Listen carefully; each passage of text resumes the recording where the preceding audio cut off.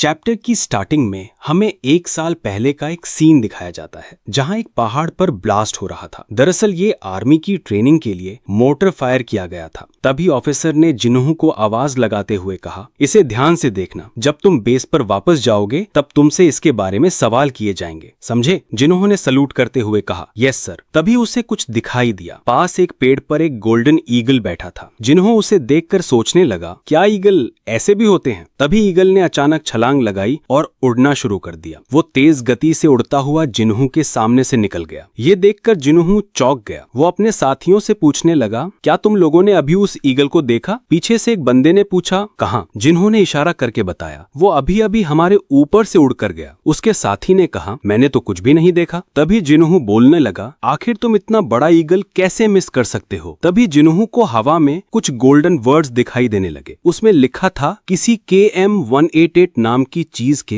Explosion के बारे में। ये देखकर जिन्हों कंफ्यूज हो गया और सोचने लगा, ये क्या है? क्या ये कोई नई आर्टिलरी टेक्नोलॉजी है? तभी उसने देखा पास कुछ सोल्जर्स मोटर लोड कर रहे थे। वो उसके अंदर एक शेल डाल रहे थे। जिन्होंने ध्यान से देखा तो उस शेल पर वही नंबर लिखा था जो उस ईगल ने कुछ देर पहले हवा में लिखे थे। अचानक जिन्हों के सामने एक तेज रोशनी चमक उठी। उसका शरीर रिएक्ट करते हुए जमीन पर कूद गया। जो सोल्जर शेल लोड कर रहे थे वो उसके आंखों के सामने ही फट चुके थे। सीन वापस प्रेजेंट में शिफ्ट होता है। जिन्हों ये सब टाइक को बता रहा था। उसकी बात सुनकर टाइक बोला, तुम तो काफी लकी हो, उस ब्लास्ट के इतने करीब होने पर भी तुम्हें कोई चोट नहीं आई। जिन्होंने हाँ में जवाब दिया और बताया, उस एक्सीडेंट में कुछ लोगों की जान भी चली गई थी, पर एक मिस्टीरियस वार्निंग की वजह से मैं बच गया। टाइक ने पूछा, मिलिट्री डॉक्टर का क्या कहना था? जिन्हों बोला, डॉक्टर ने कहा कि उस एक्सीडेंट के ट्रॉमा की वजह से मुझे मेमोरी कंफ्यूजन हो गया होगा। टाइक हंसकर बोला, ये तो बस बेवकूफ बनाने वाला जवाब है। अगर तुमने ये चीज 2 बार एक्सपीरियंस की है तो इसका मतलब ये कोइंसिडेंस नहीं, एक सुपर पावर है।